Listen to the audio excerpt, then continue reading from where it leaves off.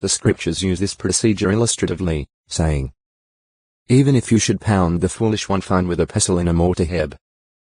Bam middle dot make middle dot tesh, in among cracked grain, his foolishness will not depart from him." PR 27. 22. Mortar, 2. A composition that is applied between bricks and stones to cement them together as in a wall, or that is used as a wall coating. But 14. 42, 45. 1 ch 29. 2. Isla 54. 11.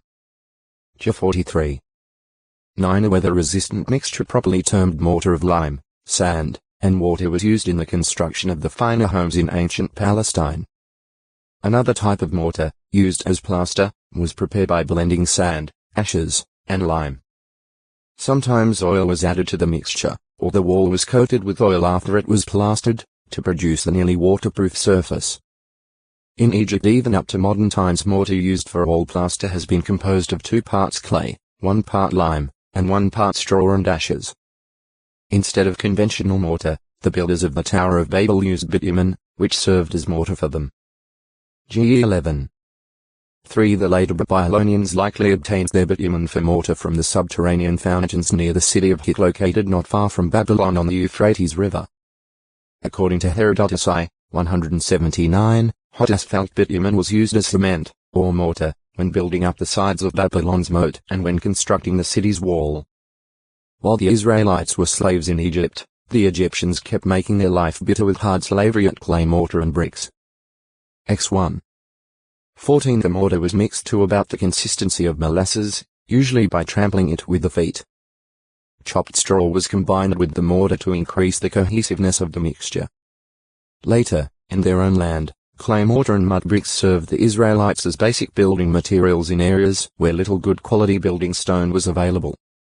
Mud bricks were not lastingly resistant to wet weather. Therefore, in order to protect a new wall or to save and strengthen a damaged wall, a coat of mortar, or plaster, was sometimes applied. However, if only whitewash or bad mortar containing little or no lime was daubed on such a wall, it could not be expected to withstand severe storms. Compare IS 13. 11-16. Mosira mo middle dots ra, Moseroth mo middle dots dash roth. The place where the Israelites were encamped when Aaron died. 10. 6. It was evidently near Mount Hor whereon Aaron died, but its exact location is unknown. New 33. 38. The plural form of Mosira, Moseroth, appears at Numbers 33. 30, 31 and apparently refers to an earlier Israelite encampment there. Moses drawn out, that is, saved out of water. Man of the true God, leader of the nation of Israel, mediator of the law covenant, prophet, judge, commander, historian, and writer. S3. 2. Moses was born in 1593 BCE in Egypt, being the son of Amram, the grandson of Kohath, and the great-grandson of Levi. His mother Jochebed was Kohath's sister. See, however, Jochebed. Moses was 3 years younger than his brother Aaron. Miriam their sister was some years older. X6. 16, 18, 20. 2. 7. Early life in Egypt. Moses, a divinely beautiful child, was spared from Pharaoh's genocidal decree commanding the destruction of every newborn Hebrew male. He was hidden by his mother for 3 months, then placed in a papyrus ark among the reeds by the bank of the Nile River, where Pharaoh's daughter found him. Through the wise action of his mother and sister, Moses came to be nursed and trained by his mother in the employment of the daughter of Pharaoh, who then adopted him as her son. As a member of Pharaoh's household, he was otextoi acute muritra longo. Moses 435. Actually, Moses felt that the time had come that he would be able to give the Hebrews salvation. But they did not appreciate his efforts, and Moses was forced to flee from Egypt when Pharaoh heard of the slaying of the Egyptian. X2. 11-15. Acts 7. 23-29. 40 years in Midian. It was a long journey across wilderness territory to Midian, where Moses sought refuge. There, at a well, Moses' courage and readiness to act forcefully to help those suffering injustice again came to the fore. When shepherds drove away the 7 daughters of Jethro and their flock, Moses delivered the women and watered the flocks for them. As a result, he was invited to Jethro's house, where he entered Jethro's employment as a shepherd for his flocks and eventually married one of Jethro's daughters, Zipporah, who bore him 2 sons, Gershom and Eliezer. X2. 16-22. 18. 2-4. Training for future service. While it was God's purpose to deliver the Hebrews by the hand of Moses, God's due time had not yet arrived. Neither was Moses yet qualified to serve over God's people. He had to undergo another 40 years of training. The qualities of patience, meekness, humility, long-suffering, mildness of temper, self-control, and learning to wait on Jehovah needed to be developed in him to a higher degree, in order for him to be the fitting one to lead God's people. He had to be groomed and prepared to endure the discouragements, disappointments, and hardships he would encounter, and to handle with loving kindness, calmness, and strength the multitude of problems a great nation would present. He possessed much learning, and his training as a member of Pharaoh's household had doubtless given him dignity, confidence, and poise, and had accentuated his ability to organize and command. But the lowly occupation of shepherding in Midian provided the training needed to develop fine qualities that would be even more important for the task ahead of him. Similarly, David underwent rigorous training, even after being anointed by Samuel, and Jesus Christ was tried, tested, and proved to be perfected as king and high priest forever. Yet Christ learned obedience from the things he suffered. And after he has been made perfect, he became responsible for everlasting salvation to all those obeying him. Heb 5. 8, 9. His appointment as deliverer. Toward the end of his 40-year sojourn in Midian, Moses was shepherding Jethro's flock near Mount Horeb when he was amazed to see a thorn bush flaming with fire but not consumed. As he approached to inspect this great phenomenon, Jehovah's angel spoke out of the flame, revealing that it was now time for God to deliver Israel out of bondage and commissioning Moses to go in his memorial named Jehovah. X3. 1-15 Thus God appointed Moses as his prophet and representative, and Moses could now correctly be called an anointed one, or Messiah, or the Christ as at Hebrews 11. 26. Jehovah, through the angel, provided credentials that Moses could present to the older men of Israel. These were in the form of 3 miracles as signs. Here, for the first time in the scriptures, we read of a human empowered to perform miracles. X4. 1-9.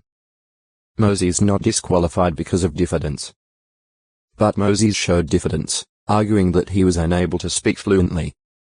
Here was a changed Moses, quite different from the one who had, of his own accord, offered himself as Israel's deliverer 40 years earlier. He continued to remonstrate with Jehovah, finally asking Jehovah to excuse him from the task. Although this aroused God's anger, he did not reject Moses, but provided Moses' brother Aaron as a mouthpiece. Thus, as Moses was representative for God, so Moses became as God to Aaron, who spoke representatively for him. In the ensuing meeting with the older men of Israel and the encounters with Pharaoh, it appears that God gave Moses the instructions and commands, and Moses, in turn, relayed them to Aaron. O textoi acute miritra longo, Moses 436 surface of the ground. New 12. 3 As a meek person, he recognized that he was a mere human, with imperfections and weaknesses. He did not push himself forward as Israel's invincible leader. He expressed, not fear of Pharaoh, but an acute awareness of his own limitations. Before Pharaoh of Egypt, Moses and Aaron were now key figures in a battle of the gods. In the persons of the magic-practicing priests, the chiefs of whom were apparently named Jan and Jambus 2-3. 8. Pharaoh summoned the power of all the gods of Egypt against the power of Jehovah. The first miracle that Aaron performed before Pharaoh at Moses' direction proved Jehovah's supremacy over the gods of Egypt, even though Pharaoh became more obstinate. X7. 8-13 Later, when the third plague occurred, even the priests were forced to admit, it is the finger of God. And they were so severely stricken by the plague of boils that they were altogether unable even to appear before Pharaoh to oppose Moses during that plague. X8. 16-19. 9. 10-12. Plagues do softening and hardening work.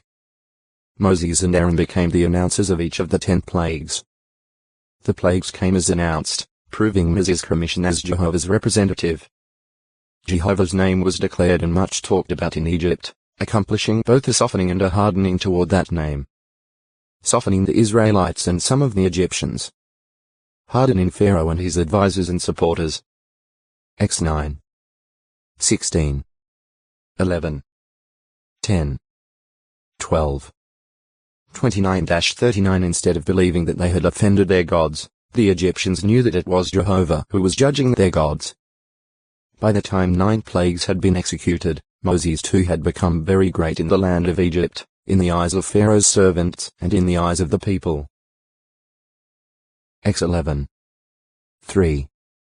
There was a marked change in the men of Israel also. They had at first accepted Moses' credentials, but after experiencing harder working conditions at the order of Pharaoh, they complained against him to the point that Moses in discouragement appealed to Jehovah. X 4. 29-31. 5. 19-23. The Most High at that time strengthened him by revealing that he was now going to fulfill that for which Abraham, Isaac, and Jacob had looked, namely, the full revealing of the meaning of his name Jehovah and delivering Israel and establishing it as a great nation in the land of promise. X 6.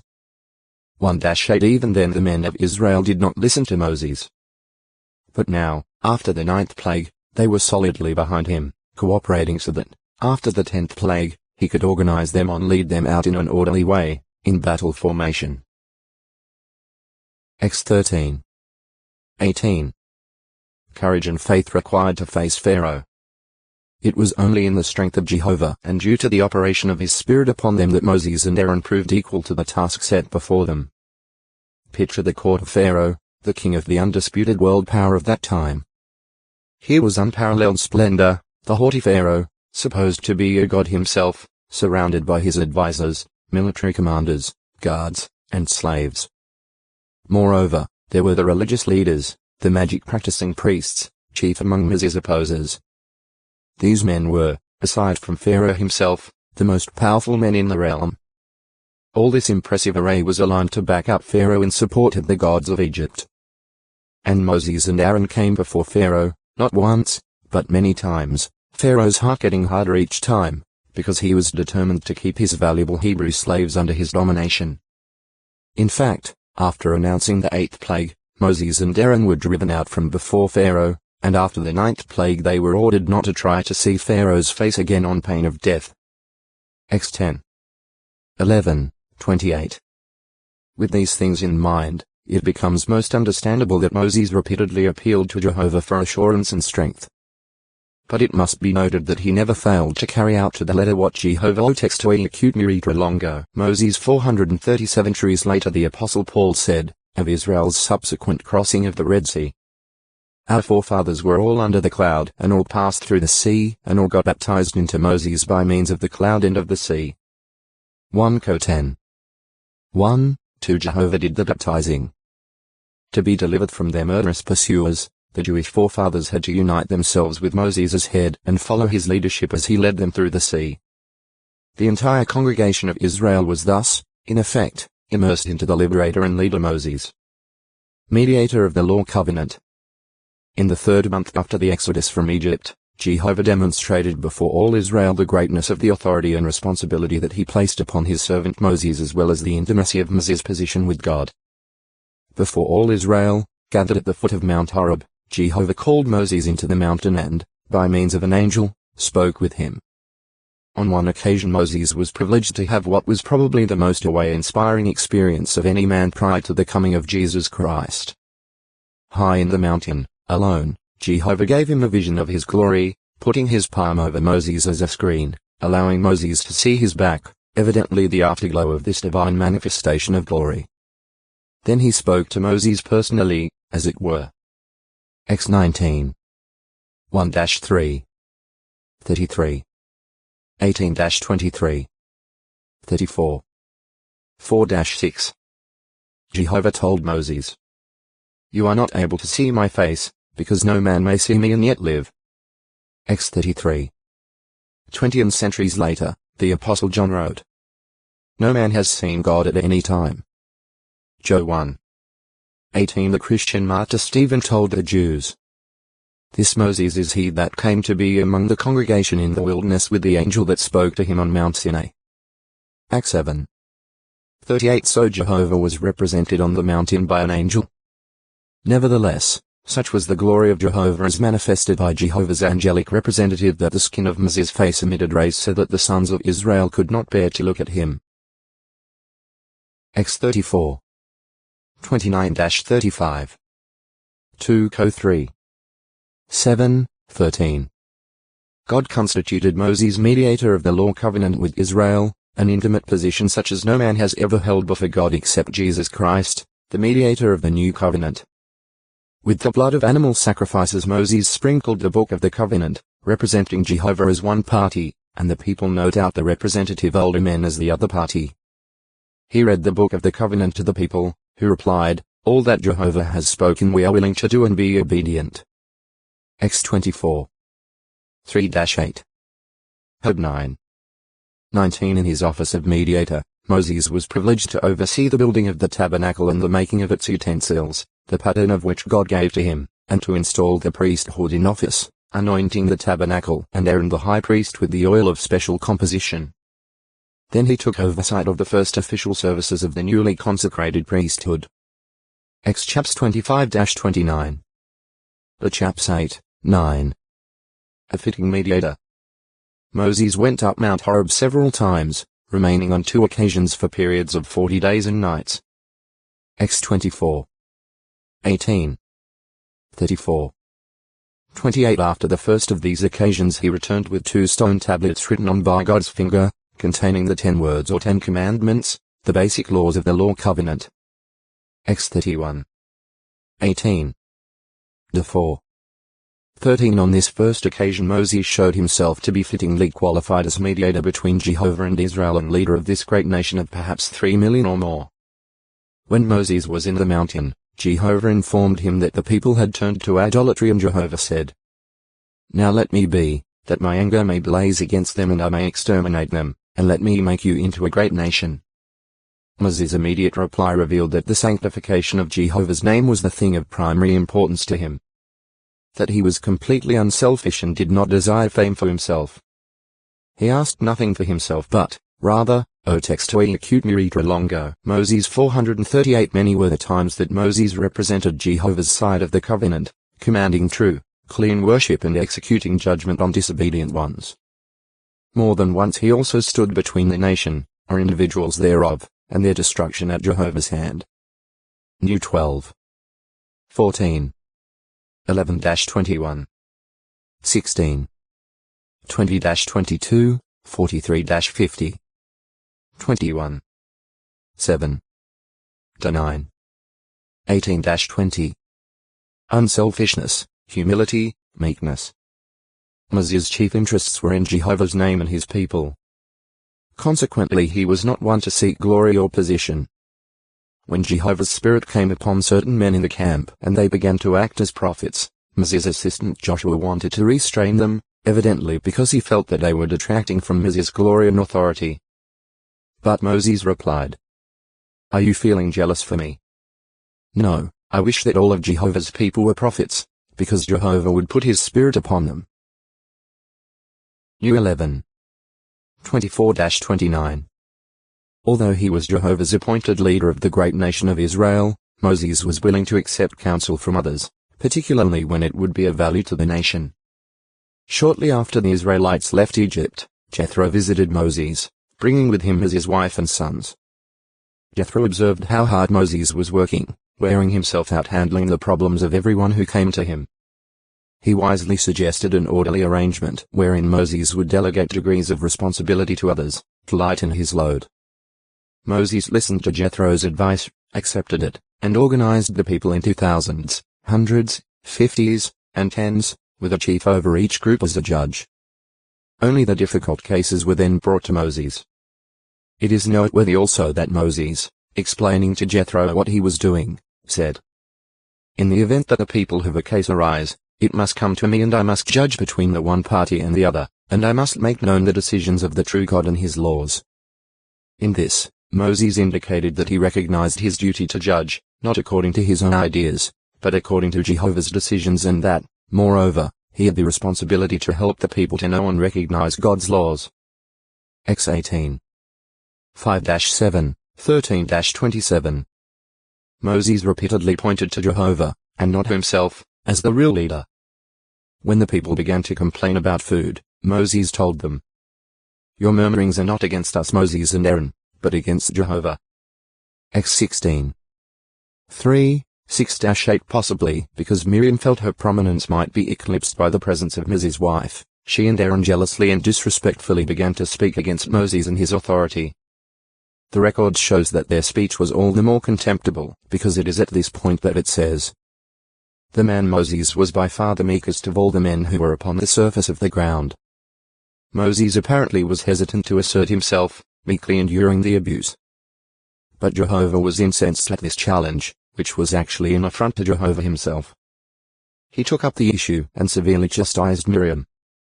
Moses' love for his sister moved him to intercede for her, crying out, "O God, please. Heal her, please." New 12. 1-15. Obedience, waiting upon Jehovah. Moses waited upon Jehovah. Though he is called Israel's lawgiver, he recognized that the laws did not originate with him. He was not arbitrary, deciding matters on his own knowledge. In legal cases in which there was no precedent, or where he could not discern exactly how to apply the law, he presented the matter to Jehovah to establish a judicial decision. 24. 10-16, 23. New 15. 32-36. 27. 1-11. He was careful to carry out instructions. In the intricate work of constructing the tabernacle and making its utensils and the priest's garments, Moses exercised close oversight. The record reads, "And Moses proceeded to do according to all that Jehovah had commanded him. He did just so." Acts 40. 16. Compare New 17. 11. Repeatedly we find other statements that things were done just as Jehovah had commanded. O textoi acute miritra longo. Moses 439 directed attention to themselves, Moses saying, "Hear, now, you rebels. Is it from this crag that we shall bring out water for you?" With that, Moses struck the rock and Jehovah caused water to flow forth, sufficient for the multitude and their flocks. But God was displeased with the conduct of Moses and Aaron. They had failed of their primary responsibility, namely, to magnify Jehovah's name. They acted undutifully toward Jehovah, and Moses had spoken rashly with his lips. Later Jehovah decreed, "Because you did not show faith in me to sanctify me before the eyes of the sons of Israel, therefore you will not bring this congregation into the land that I shall certainly give them." New 20. 1-13. 32. 50-52. PS 106. 32, 33. A writer. Moses was the writer of the Pentateuch, the first 5 books of the Bible, namely, Genesis, Exodus, Leviticus, Numbers, and Deuteronomy. His writership has been acknowledged by the Jews throughout their history, this section of the Bible being known by them as the Torah, or law. Jesus and the Christian writers frequently speak of Moses as giving the law.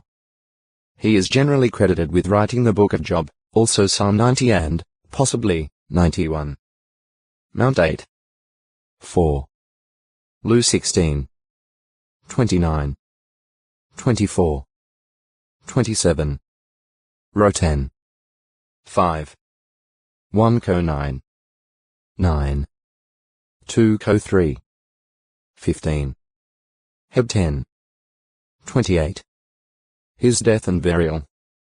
Moses' brother Aaron died at the age of 123 years, while Israel was encamped at Mount Hor, on the frontier of Edom, in the 5th month of the 40th year of their journey.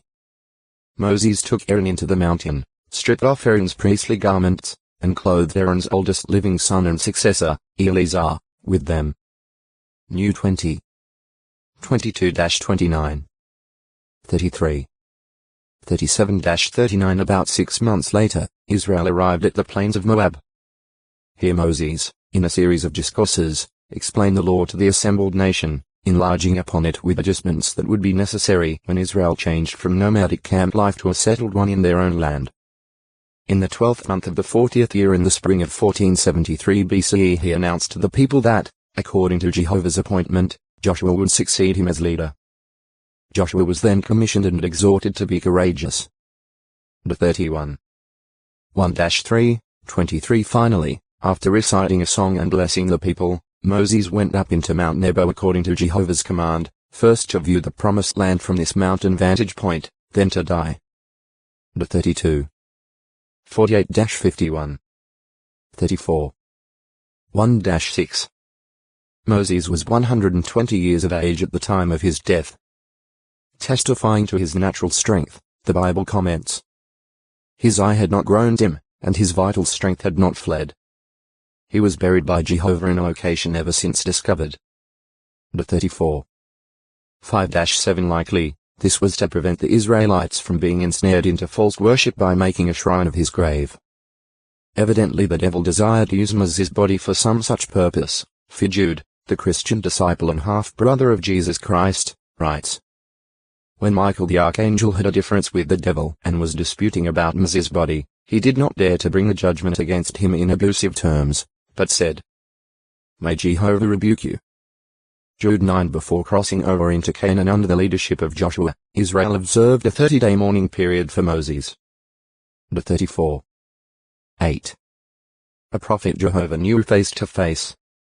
When Miriam and Aaron challenged Moses' authority, Jehovah told them, if there came to be a prophet of yours for Jehovah, it would be in a vision I would make myself known to him. In a dream I would speak to him. Not so my servant Moses. He is being entrusted with all my house. Mouth to mouth I speak to him, thus showing him, and not by riddles. And the appearance of Jehovah is what he beholds. Why, then, did you not fear to speak against my servant, against Moses? New 12. 6-8 The conclusion of the book of Deuteronomy describes Moses' privileged standing with Jehovah. But there has never yet risen up a prophet in Israel like Moses, whom Jehovah knew face to face, as respecto textoi acute miritra longo. Moses 440 had beheld God with his own eyes, instead of merely having a mental vision or a dream in which he heard God speak, which was the usual way in which God communicated with his prophets. Jehovah's dealings with Moses were so real that Moses reacted as if he had seen the one who is invisible. Heb 11. 27 Evidently the impression made on Moses was similar to the effect of the Transfiguration vision on Peter centuries later. The vision was so real to Peter that he began to participate in it, speaking but not realizing what he was saying. Luke 9.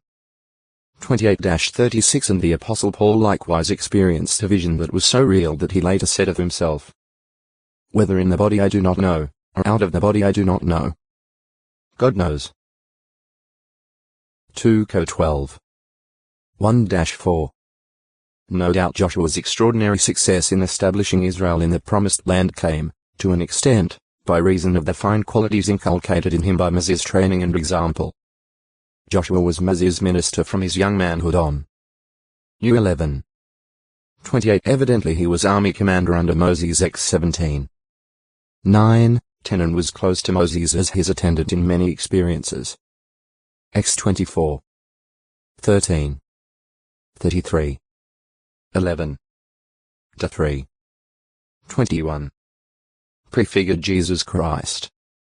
Jesus Christ made clear that Moses had written about him, for on one occasion he told his opponents, if you believe Moses you would believe me, for that one wrote about me. Job 5. 46 Commencing at Moses and all the prophets, when in the company of his disciples, Jesus interpreted to them things pertaining to himself in all the scriptures. Luke 24. 27, 44. See also Job 1. 45. Among the things Moses wrote concerning Christ Jesus are Jehovah's words. A prophet I shall raise up for them from the midst of their brothers, like you. And I shall indeed put my words in his mouth, and he will certainly speak to them all that I shall command him. 18. 19 The Apostle Peter in quoting this prophecy left no doubt that it referred to Jesus Christ. Act 3. 19-23. In many ways there was pictorial correspondency between these two great prophets, Moses and Jesus Christ. In infancy both escaped the wholesale slaughter ordered by the respective rulers of their time. X1 22 2 1-10 Mount 2 13-80 Moses was called out of Egypt with Jehovah's firstborn, the nation of Israel, Moses being the nation's leader. Jesus was called out of Egypt as God's firstborn son. X4 22, 23 Ho 11 1 Mount 2 15, 19-21 Both fasted for 40 days in wilderness places. X34 28 Mount 4 1, 2 Both came in the name of Jehovah, Jesus' name itself meaning Jehovah is salvation. X3 13-16 Mount 1 21 Joe 5 43 Jesus, like Moses, declared the name of Jehovah. The 32 3 Joe 17 6, 26 Both were exceptional in meekness and humility. New 12 3 Mount 11 28-30 Both has the most convincing credentials to show that they were sent by God. Astounding miracles of many sorts, Jesus Christ going farther than Moses by raising dead persons to life. X14 21-31 PS 78 12-54 Mount 11 5 Mr. 5 38-43 Lu 7 11-15, 18-23 Moses was mediator of the law covenant between God and the nation of Israel.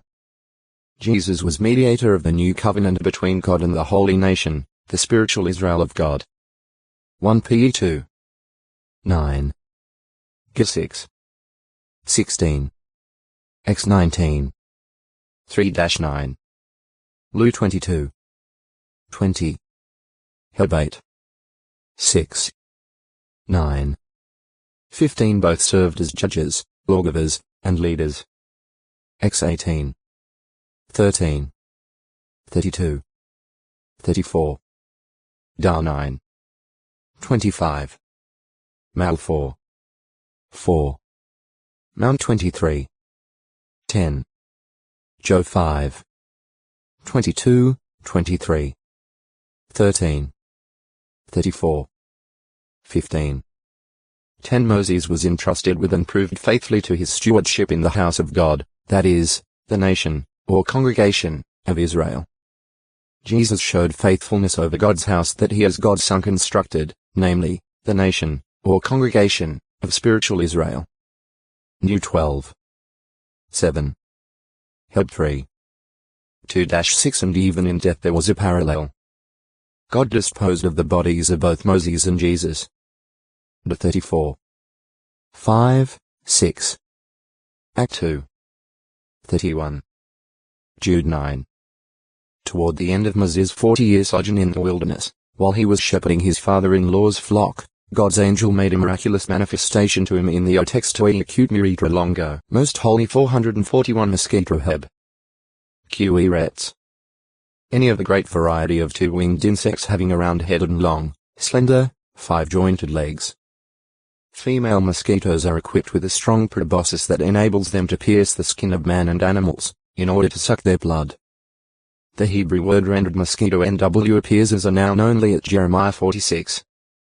20, where it is used to represent the Babylonians under Nebuchadnezzar, the enemy to the north that would come against Egypt, the pretty heifer. Most high. Topmost is to place, or position. The Hebrew word el middle.yon, used with reference to Jehovah as Most High, is also applied to other persons or things. The Messianic King, the greater David, as above the other earthly kings PS 89. 20, 27, the place above the nations promised to Israel to 26. 18, 19, the topmost basket GE 40. 17, the upper gate to Chi 15. 35, the upper pool to Chi 18. 17, the upper courtyard J 36. 10, The uppermost story as 41. 7. The uppermost dining rooms as 42. 5. Upper Beth Horon Jos 16. 5. And the upper source of the waters of Gihon 2ch 32. 30.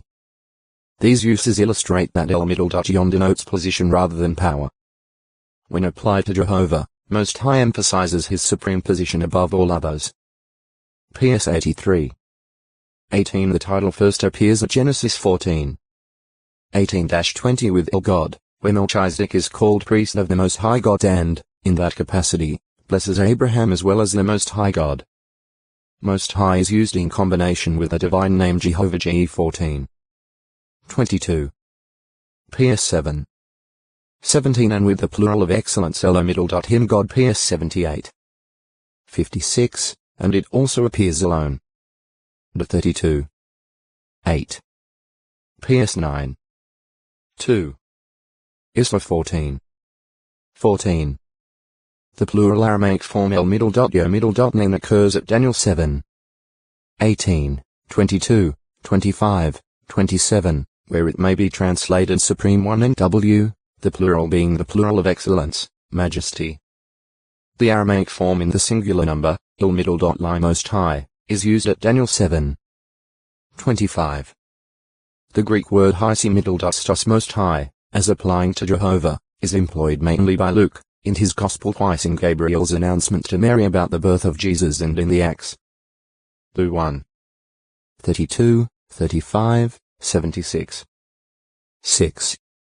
35. 8. 28. Acts 7. 48. 16. 17. The other occurrences are at Mark 5. 7 and Hebrews 7. 1. Most Holy. The innermost room of the tabernacle and, later, of the temple. Also called the Holy of Holies. Acts 26. 33, FTN. 1 Chi 6. 16th. This compartment in the tabernacle was apparently cubical, each of its 3 dimensions being 10 cubits 4.5 meters, 14.6 feet. The dimensions of the Most Holy in the temple built by Solomon were twice those of the tabernacle, so that it was 8 times as large in volume. Acts 26. 15, 16, 18, 22, 23. 1 Chi 6. 16, 17, 20. 2 Ch 3. 8. The high priest entered the Most Holy only on the annual Day of Atonement. At no time could any other person go beyond the curtain that hung between this room and the holy place. 16. 2 In the Most Holy the high priest was surrounded by the colorful embroidered cherubs on the tabernacle's inner covering and on the curtain. Acts 26. 1, 31, 33 In Solomon's temple the walls and ceiling were of cedar wood covered with gold, and cherubs, palm tree figures, gourd-shaped ornaments, and blossoms were engraved on the walls. 1 Chi 6. 16-18, 29. 2 Ch 3. 7, 8. The scriptures outline 3 entries of the high priest into the Most Holy on Atonement Day. First with the golden censer of perfumed incense, fired by coals from off the altar. A second time with the blood of the bull, the sin offering for the priestly tribe. And finally with the blood of the goat, the sin offering for the people. 16. 11-15. Hob 9. 6, 7, 25 He sprinkled the blood of the animals on the ground before the golden ark of the covenant, on the cover of which were golden cherubs and above which cover Jehovah's presence was symbolized by a cloud. Acts 25. 17-22. 16. 2, 14, 15 That cloud evidently shone as a bright light, being the sole light for this compartment of the tabernacle. O textoi acute miritra longo. Moth 442 confirmed that the atonement sacrifices offered by the Jewish high priest were now no longer of value, and there was no need for the services of the Levitical priesthood anymore. Mount 27. 51. 23. 38. Hob 9. 1-15. Symbolic use. The most holy compartment in the tent of meeting, or the tabernacle, contained the Ark of the Covenant. The cover of that ark surmounted by 2 golden cherubs represented God's throne, Therefore the Most Holy was used, figuratively, to represent the dwelling place of Jehovah God, heaven itself. The inspired letter to the Hebrews gives us this interpretation of matters when it compares the entry of Israel's high priest into the Most Holy one day a year, on the Day of Atonement, with the entry of the great high priest Jesus Christ into what the Most Holy symbolized, once for all time with his sacrifice for sins. It explains. Into the second compartment the Most Holy the high priest alone enters once a year, not without blood, which he offers for himself and for the sins of ignorance of the people. This very tent is an illustration for the appointed time that is now here. However, when Christ came as a high priest of the good things that have come to pass, through the greater and more perfect tent not made with hands, that is, not of this creation, he entered, no, not with the blood of goats and of young bulls, but with his own blood, once for all time into the holy place, and obtained an everlasting deliverance for us. Therefore it was necessary that the typical representations of the things in the heavens should be cleansed by these means, blood of animal sacrifices sprinkled on them, but the heavenly things themselves with sacrifices that are better than such sacrifices. For Christ entered, not into a holy place made with hands, which is a copy of the reality, but into heaven itself, now to appear before the person of God for us. Job 9. 7-12, 23, 24. So Jesus Christ as the great high priest according to the manner of Melchizedek fulfilled what Israel's high priest of the line of Aaron could do only typically when entering into the earthly most holy. Job 9. 24. The spiritual brothers of Christ, joint heirs with him, are strengthened by the words of the same letter to the Hebrews, that we who have fled to the refuge may have strong encouragement to lay hold on the hope set before us. This hope we have as an anchor for the soul, both sure and firm, and it enters in within the curtain, wherefore an heir has entered in our behalf, Jesus, who has become a high priest according to the manner of Melchizedek forever. Job 6. 18-20. Again, Paul encouraged these Christians to feel fully free and confident to approach God and to hold fast to their hope without wavering by these further words. Therefore, brothers, since we have boldness for the way of entry into the holy place by the blood of Jesus, which he inaugurated for us as a new and living way through the curtain, that is, his flesh, and since we have a great priest over the house of God, let us approach with true hearts in the full assurance of faith, having had our hearts sprinkled from a wicked conscience and our bodies bathed with clean water. Let us hold fast the public declaration of our hope without wavering, for he is faithful that promised. Heb 10. 19-23. Moth Heb. Ash. SAS clothes moth. Gr. Says. A four-winged insect resembling a butterfly, but differing from the latter in that its feelers usually are feathery and not terminated by distinct knobs. When at rest the moth's wings are not held erect, as is often the case with butterflies. Instead, they are either folded back flat over the insect's body or held flat at its sides. Also, moths are generally nocturnal. The insect referred to in Scripture is evidently the webbing clothes moth Lineola basilela, particularly in its destructive larval stage. Job 13. 28. PS 39. 11. Issa 50. 9.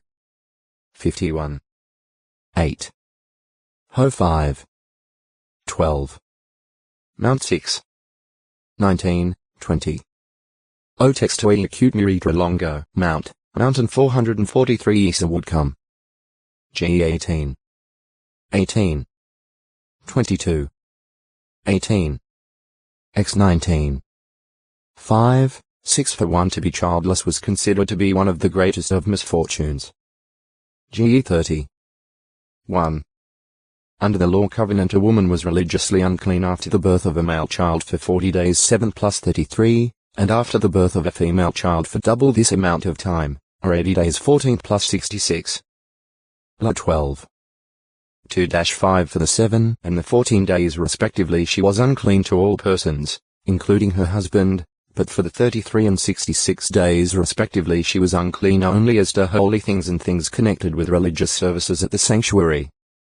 Hebrew mothers breastfed their children till they were 3 years old and sometimes up until the age of 5 years or longer, in the belief that the longer the child was suckled the stronger it would grow. See weaning. Where the mother died or could not provide a sufficient supply of milk, the nurse was employed. Hence, babes and sucklings of the Bible could include those old enough to be weaned, old enough to have some knowledge to be able to praise Jehovah and to be trained at the sanctuary. Mount 21. 15, 16. Once a 1. 23, 24. 2.